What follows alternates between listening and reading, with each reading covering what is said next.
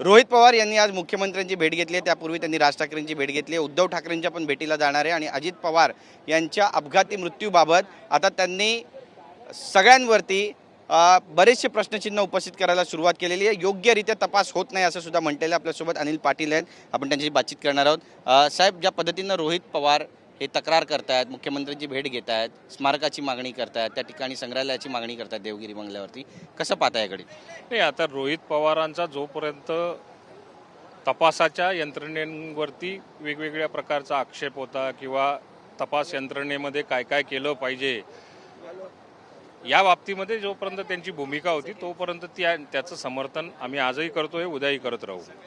परंतु मी मागेही एकदा बोललो की हळूहळू ते आता याला राजकीय झालर देतील आणि हा सगळा आरोप कोणावर कशा पद्धतीने शिफ्ट करता येऊ शकतो किंवा कटघऱ्यामध्ये कोणाला उभं करायचं असं एक त्यांचं कुठेतरी प्लॅनिंग दिसतंय.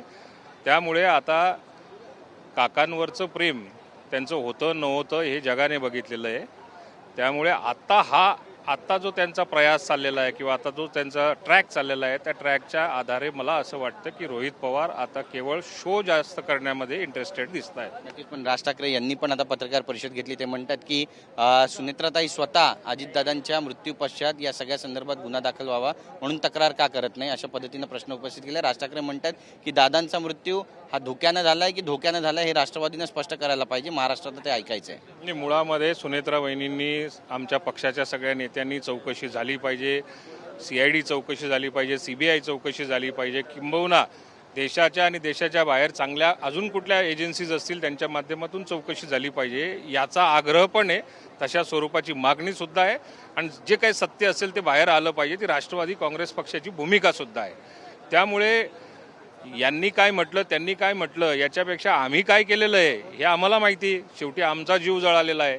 आमचं प्रेम दादांवर होतं, यांचं प्रेम किती होतं नव्हतं किंवा असली होतं का नकली होतं हा संशोधनाचा विषय. नक्कीच. रोहित पवार यांनी एक गंभीर आरोप केला. ते म्हणतात की दादांना कंट्रोल करता येत नव्हतं पण सुनेत्राताईंना कंट्रोल करता येतं असा काही नेत्यांचा भ्रम आहे आणि राष्ट्रवादीमध्ये काही नेते आहेत जे त्यांना कंट्रोल करण्याचा प्रयत्न करतात. त्यांनाच विलनीकरण नको आहे. कुणी खांद्यावर हात ठेवतंय, कुणी त्यांच्याशी बोलू दिलं, त्यांच्याशी इतर नेत्यांना बोलू दिलं जात नाही आहे. हे सगळे प्रकार थांबायला हवे, देश पाहतोय असं सुद्धा म्हणतात. नाही, आता देशाने हे सुद्धा बघितलेलं आहे. दादांनी आम्हाला कंट्रोल केलं असेल, नेत्यांना कंट्रोल केलं असेल, पक्षाच्या कार्यकर्त्यांना कंट्रोल केलं असेल अशी भूमिका कधीच दादांनी पण ठेवलेली नव्हती. दादांमध्ये सामंजस्याची भूमिका होती. नेहमी ते पक्षाच्या सगळ्या पदाधिकाऱ्यांना कार्यकर्त्यांना विश्वासात घेऊनच कुठलाही निर्णय आत्तापर्यंत करत गेलेले आहेत. आता राहिला हे असे छचुरे धंदे रोहित पवारांकडनं का केले जात आहेत हे आता आपल्याला समजलं पाहिजे. कारण कुठेतरी तिळपापड झालेला आहे आणि तो तिळपापड झाल्यामुळेच रोहित पवार अशा स्वरूपाचं कुठेतरी ट्विट करतील, कुठेतरी वक्तव्य करतील. वहिनींना कंट्रोल करण्यासाठी तटकरे साहेब किंवा प्रफुल्लबाईंवरती आरोप करतील. हा केवळ फक्त त्यांचा तिळपापड झालेला आहे. त्यांना हा पक्ष ताब्यात घेऊन आपल्या कब्जामध्ये करण्यासाठी त्यांचा जो प्रयत्न दादा गेल्या 2 तासानंतर सुरू झाला होता त्या प्रयत्नाला कुठेतरी यश आलेलं दिसत नाही आहे. म्हणूनच अशा स्वरूपाच्या बातम्या पण येतील, अशा स्वरूपाचे ट्विट पण येतील.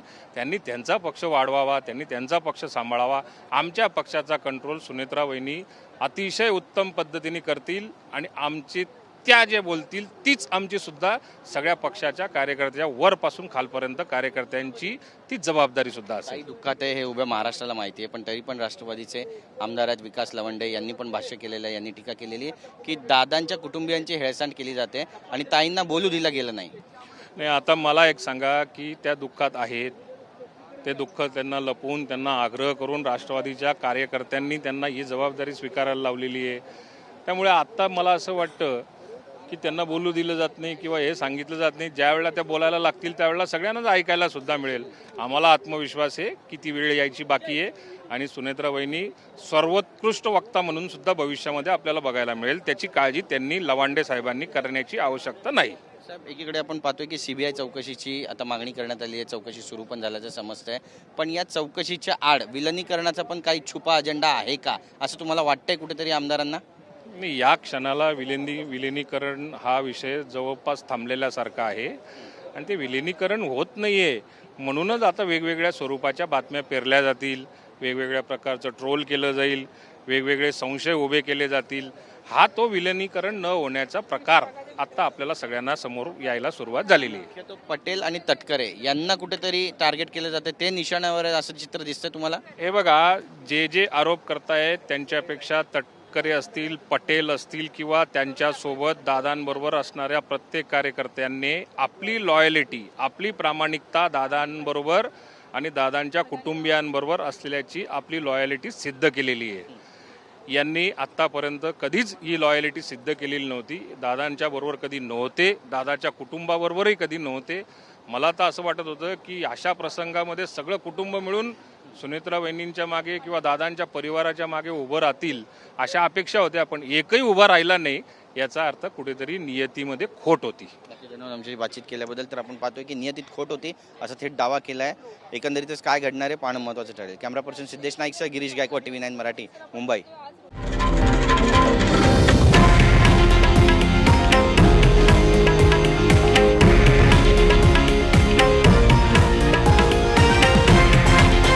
हे आहे देशातील नंबर 1 न्यूज नेटवर्क आणि आपण पाहत आहात TV9 मराठी, एकमेव.